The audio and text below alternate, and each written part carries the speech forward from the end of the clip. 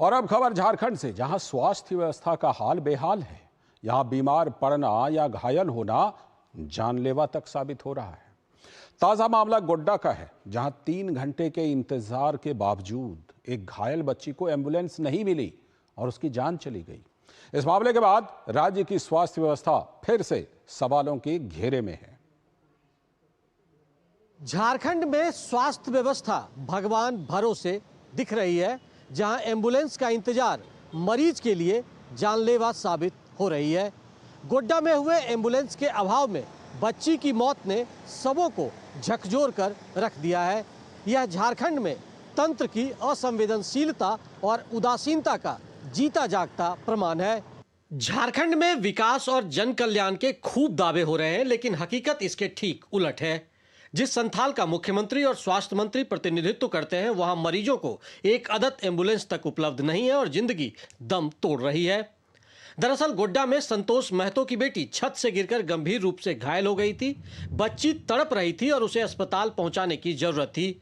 पिता ने सरकार की आपातकालीन एम्बुलेंस सेवा से कई बार संपर्क किया, लेकिन इंतजार खत्म नहीं हुआ और मासूम ने दम तोड़ दी। कुछ रिप्लाई नहीं, बाद में बोला आने वाला है। अब लगाते रहे बैठे हम लोग करीब पौने घंटा ऐसा वेट किए। बाद में फिर मदन भैया को पकड़ के लेके गए हम लोग। इलाके में इस घटना से सभी मर्माहत हैं और स्वास्थ्य व्यवस्था की दुर्दशा से चिंतित है। ये झारखंड का दुर्भाग्य है कि एक मरीज की एम्बुलेंस के अभाव में मौत हो जाती है। तंत्र की इस जानलेवा लापरवाही को लेकर भाजपा मुखर है।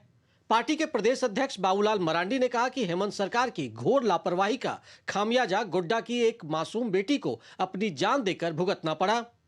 उन्होंने कहा कि स्वास्थ्य मंत्री और विभागीय अधिकारियों की निष्क्रियता और भ्रष्टाचार अब सीधे जनता की जान पर भारी पड़ रही है, चाहे वह मुफ्त एम्बुलेंस सेवा हो या आयुष्मान भारत योजना।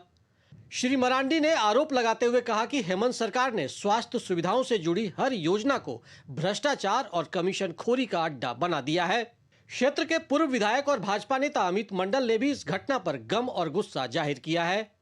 उन्होंने कहा कि सरकार केवल घोषणाओं पर टिकी है और धरातल पर कुछ नजर नहीं आता।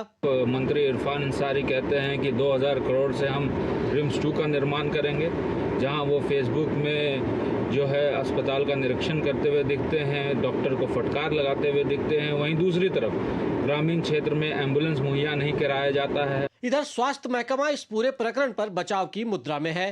गोड्डा के सिविल सर्जन डॉक्टर अनंत कुमार झा मामले में पल्ला झाड़ते दिखे और कहा कि विस्तृत रिपोर्ट तलब की गई है। तो इस संबंध जो है संबंधित जो एम्बुलेंस के संचालक हैं उन लोगों से वस्तुस्थिति जानने हेतु पत्र लिखा गया है और अस्पताल से भी एक विस्तृत रिपोर्ट।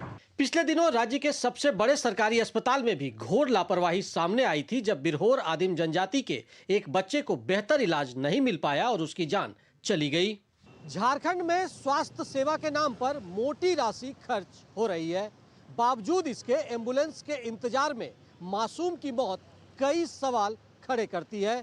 राज्य में अस्पतालों की चर्चा तो बाद में होगी, वहां तक मरीजों को पहुंचाने वाली सेवा ही खुद बीमार दिख रही है, जो दावों की पोल खोल रहा है। डीडी न्यूज के लिए सौरभ के साथ मैं दिवाकर कुमार।